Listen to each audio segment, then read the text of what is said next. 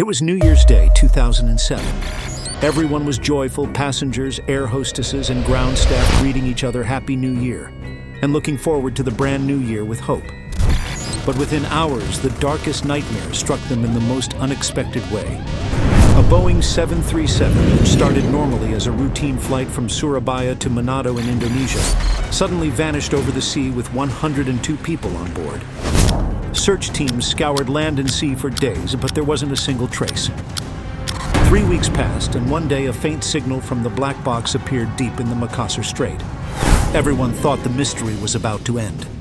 But if plane crashes were only caused by bad weather, this one would have been solved in a day. Instead, it turned into a 6-month nightmare of politics, money, and cover-ups, while those black boxes sat 2 kilometers underwater, recording a terrifying final story. And what investigators found 6 months later shocked the entire aviation world. This is the grim story of Atom Air Flight 574, which revealed something dark, unknown things that would forever tarnish the reputation of Indonesia's entire airline industry.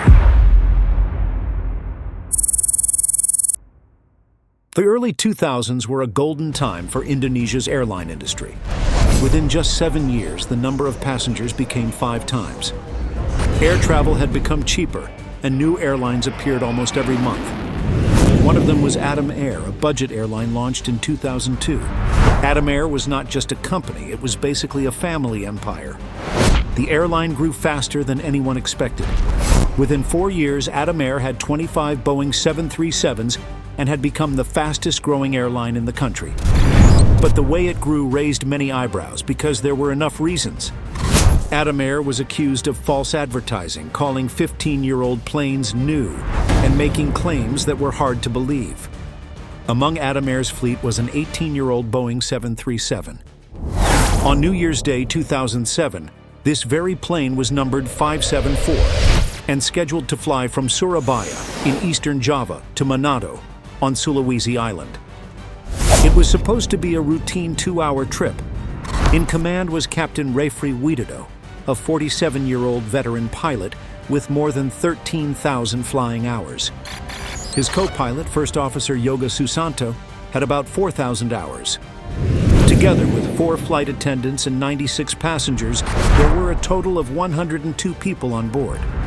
Both pilots knew the plane had problems. Its inertial reference system, or IRS, had been giving trouble for months. The IRS is a key system that tells the pilots the plane's position, angle, and movement using gyroscopes, which measure direction.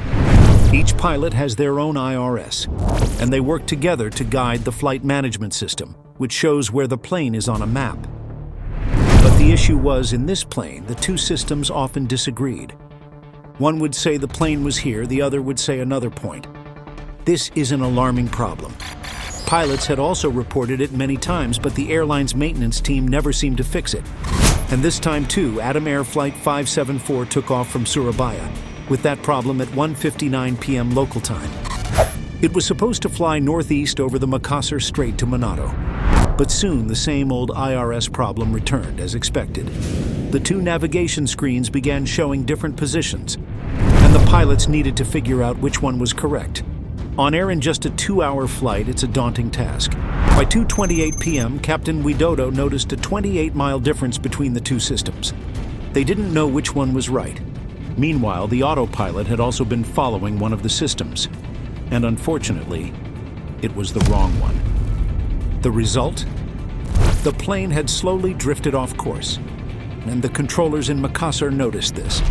One of them even exclaimed, "Where's Atom going? It's flying north." But inside the cockpit, the pilots had no idea about this. They joked to ease the tension, though they knew the situation wasn't funny. As they tried to fix the navigation issue, the plane suddenly entered a massive thunderstorm that most other pilots had avoided. Strong winds hit the plane, and the pilots told passengers to fasten their seatbelts. At 2:42 p.m., First Officer Susanto told Air Traffic Control that they were flying toward waypoint D, IOLA.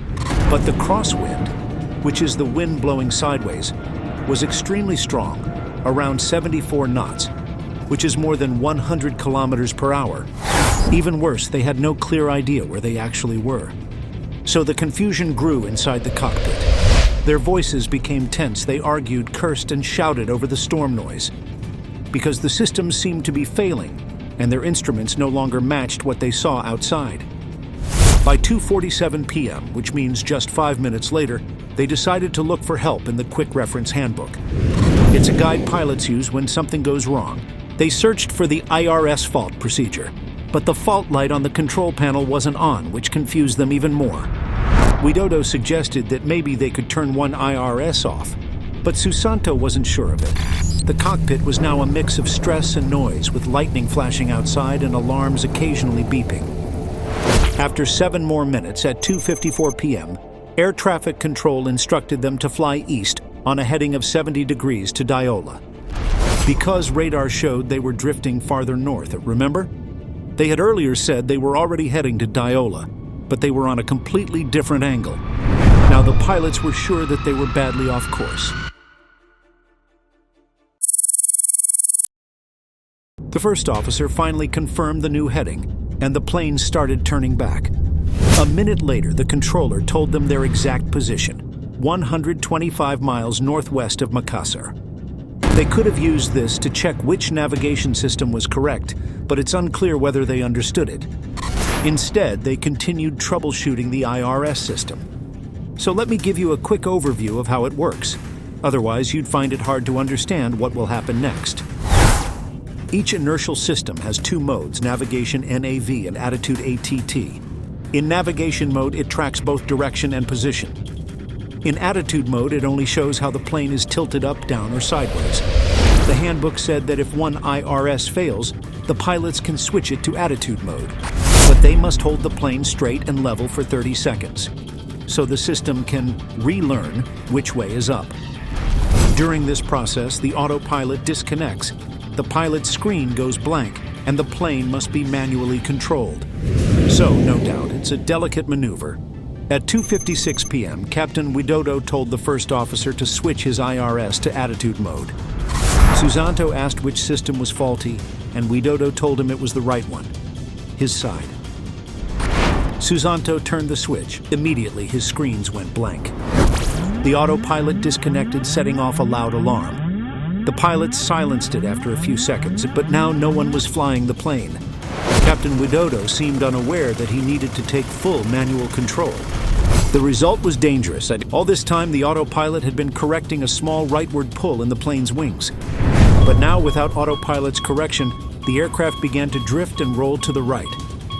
And both pilots only kept focusing on the faulty IRS, trying to make the instruments match, while the plane kept tilting more and more. The Boeing's wings rolled further to the right as it moved through the storm clouds. Wind and rain slammed against it. The first officer tried to re-enter the magnetic heading, essentially the direction of north, too early, before the system had realigned. The screen stayed blank. The IRS couldn't complete its reboot because the plane was no longer flying straight. And slowly, the more they focused on IRS instead of flying the plane, the situation slipped beyond recovery. The horizon line on their instruments must have looked strange, but neither pilot seemed to notice how far they were tilting. Meanwhile, the plane rolled past 30 degrees, then 40, then 50. At this, the passengers likely felt a sharp lean, then a sudden dangerous drop. Within seconds, the descent became uncontrolled. But while this was happening, no distress signal was ever sent, because pilots were busy doing something else. Controllers lost radar contact soon after.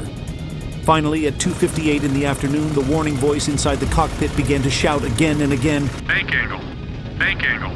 Bank angle!" The plane was tilting too far to one side. Captain Widodo panicked. He told his co-pilot, "Put it back on NAV again." Because the NAV switch controlled the navigation system, the captain believed something had gone wrong when they switched the IRS system to attitude mode.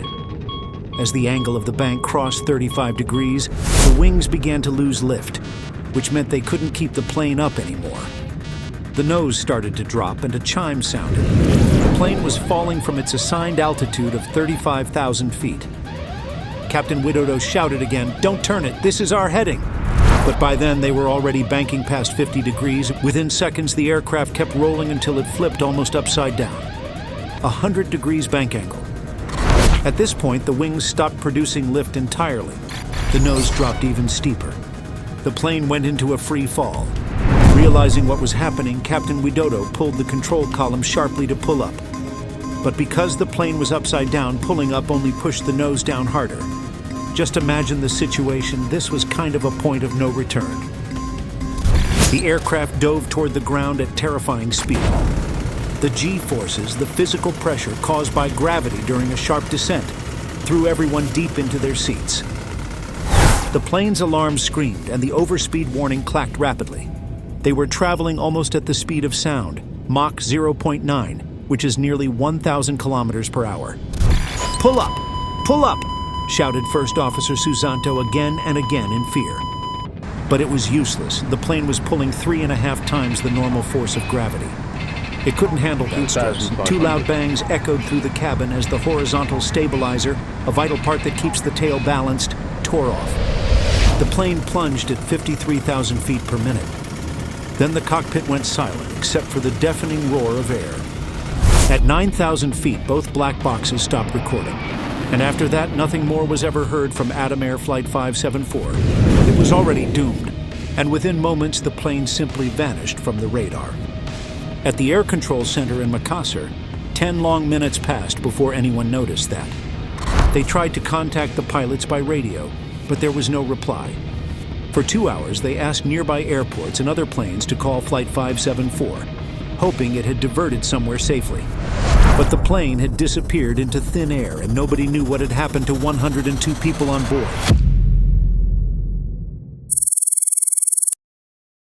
At 5:24 in the evening, the distress alert went out and rescue teams began searching. The search area was massive. The last radar signal didn't even make it clear whether the plane had crashed on land or sea. But when these kinds of things happen, chances are the plane has crashed somewhere remote, most likely in the ocean. So for days, search teams scoured the Makassar Strait as it was on its route. Military teams hiked through thick jungles in Sulawesi, while boats scanned the Makassar Strait. For days, nothing was found. Then on the 11th of January, fishermen discovered floating debris, broken metal, pieces of the tail, and some personal belongings. Some fragments looked as if they had been blown off mid-air. And 2 weeks later, a U.S. ship equipped with underwater sensors detected the faint ping of the black boxes. They fell nearly 1.5 kilometers apart, lying on the seabed. But they were at a depth of over 2,000 meters, too deep for any local recovery team. The Indonesian government asked Atom Air to pay for the recovery. But the airline refused. Its executives said if the government wanted to know what happened, they should pay for it themselves. And that way, neither side wanted to spend the money. For 7 months, the families waited, desperate for answers that never came. Finally, in July 2007, Atom Air agreed to pay half the cost, but only for 1 week of search. With little room for choice, the government accepted. By mid-August, a salvage ship from the United States called Phoenix International arrived. Within 5 days, they located both black boxes exactly where they had been before. They were sent to Washington, D.C. for analysis. No other wreckage or bodies were ever recovered.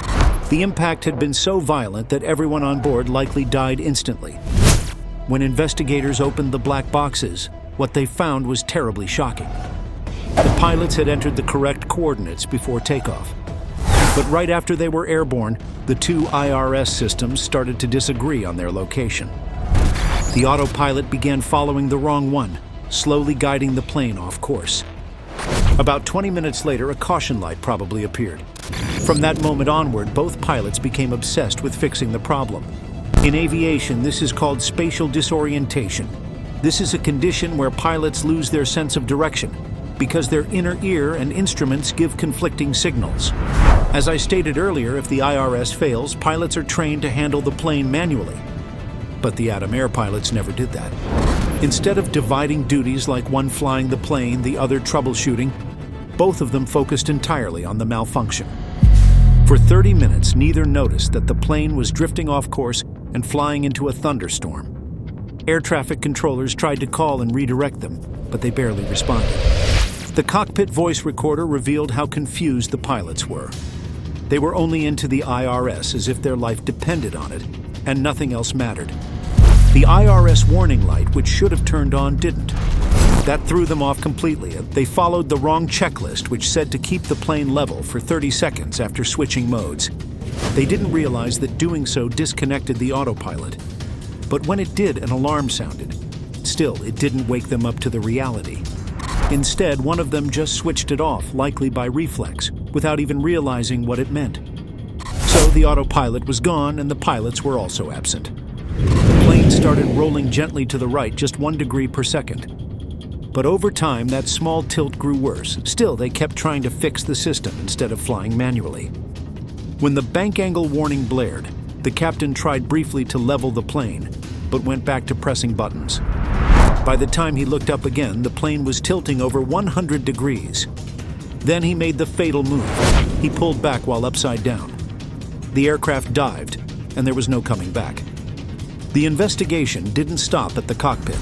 Indonesia's National Transportation Safety Committee, or KNKT, dug deep into Adam Air's training records. What they found was alarming. The airline had given its pilots flight manuals downloaded from a Boeing website marked "Not for Operational Use." The pilots had never been properly trained to handle IRS failures or unexpected autopilot disconnections. They also had not received upset recovery training, which teaches pilots how to recover from extreme attitudes like being upside down. In short, the pilots were flying without the knowledge needed to handle emergencies. They didn't understand what was happening inside their own cockpit. The plane itself was fine. It could have flown safely if handled correctly. But confusion, poor training, and panic turned a small technical issue into a deadly disaster. Does it mean if Adam Air had trained its pilots the way it should have, those 102 souls would still be alive today? That's hard to answer, because the investigation into the crash revealed that the airline's maintenance program was totally falling apart. Even though the faulty IRS system had been reported multiple times, Adam Air didn't change it because they didn't have enough spare parts. Plus, its mechanics weren't properly trained either. Management had underestimated how many parts they'd need, and instead of fixing problems, they patched them up. So on paper, the airline had a safety and reliability program. In reality, the airline only cut corners to grow fast. The result? 102 lives had been lost. In its rush to climb higher, Adam Air had simply fallen. As investigators dug deeper, former Adam Air pilots began to speak up. Many said they were forced to fly planes they believed were unsafe. Some were told to sign off on maintenance reports that engineers had never checked. Faulty parts were secretly swapped between planes to reset repair deadlines. Even government inspectors were bribed to look away. One pilot revealed that after refusing to fly more than the legal limit of 5 takeoffs a day, he was grounded for a week. Another said every flight felt like a fight, not against the weather or mechanical failures, but against the airline's own rules. The management constantly pressured pilots to bend or break safety regulations. Most importantly, the crash of Flight 574 was not the first sign that something was very wrong. Almost 2 years earlier, another Adam Air Boeing 737 had gone off course. Its navigation system failed mid-flight, and the pilots became lost over the ocean for more than 3 hours. They finally spotted land, the remote island of Sumba, and landed safely, though they had no clue where they were. But instead of fixing the problem, Adam Air always blamed the pilots. They even had them arrested. Indonesia's aviation authority wasn't convinced and demanded repairs and flight tests. But when investigators tried to inspect the plane, Adam Air's aircraft supposedly accidentally left without them. The airline then claimed its mechanics had fixed the issue and shut down the investigation. I think now you can clearly see why Adam Air was not interested in extracting the black boxes from the seabed and starting an investigation. And in the upcoming years, more Adam Air accidents followed. The result? Investors fled, half the fleet was repossessed, and Adam Air's license was suspended. And 3 months later, the airline was gone. That collapse exposed the truth to everyone, that it was neither the weather nor the pilots, it was always the deep corruption that led to such accidents, and sometimes claimed lives. One co-founder, Indonesia's parliamentary speaker, used his power to silence regulators. Another, Sandra Ang, was later arrested for allegedly stealing over $200 million. Adam Air was never about safety. It was only about profit. But even after that, corruption stayed. Inspectors who refused bribes were sidelined. Those who took them were rewarded. Because 14 years later in 2021, when Sriwijaya Air Flight SJ182 plunged into the sea after an engine fault long ignored, 62 died. And it was history repeating itself. It showed that Atom Air wasn't just an airline's downfall. It was a warning that no one learned from. But that's a breathtaking story for another video. If you also want to hear that, just subscribe to this channel and keep following our work. Until we meet again, fly safe.